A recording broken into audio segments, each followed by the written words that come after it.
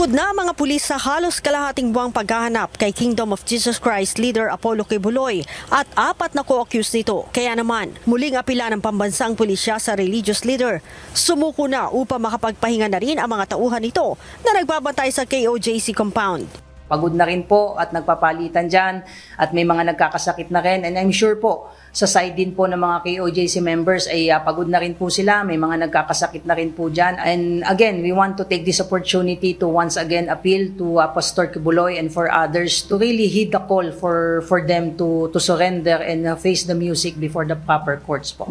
Sinabi pa ni Philippine National Police Public Information Office Chief Police Colonel Jean Fajardo, wala silang namomonitor na anumang banta sa buhay ng religious leader. Wala po tayong namomonitor po na ganyan at kung matatandaan nyo, no less than our Chief PNP, si General Romel Francisco Marbil ang nag-assure sa kanya po.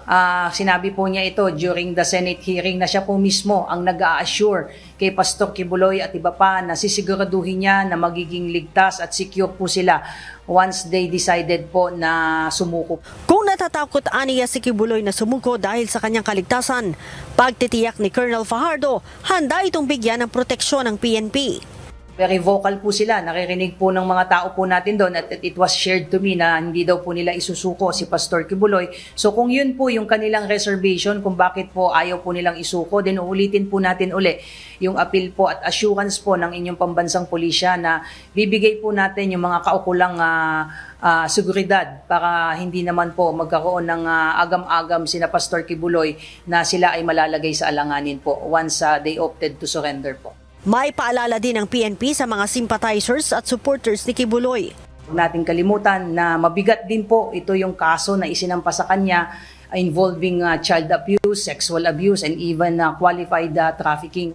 Muli ring nanindigan ng PNP na naaayon sa batas ang mga paraan ng kanilang paghahanap kina Quiboloy sa loob ng KOJC compound. Ang ini-invoke po ng PNP ko anuman po yung ongoing operations po doon ay yung pong Section 11 ng Rule 113 po ng Rules of Court kung saan nakasaad po doon ang sinuman pong officer na naatasan pong magsilbi po ng warrant at naniniwala po siya na yung kanyang inaaresto na tao ay naandoon po, ay meron po siyang authority to break in doon po sa isang establishment or even enclosures po. Si Quiboloy at 4 na kasamahan nito ay wanted sa mga kasong human trafficking at child abuse. Leia Ilagan, UNTV, News and Rescue.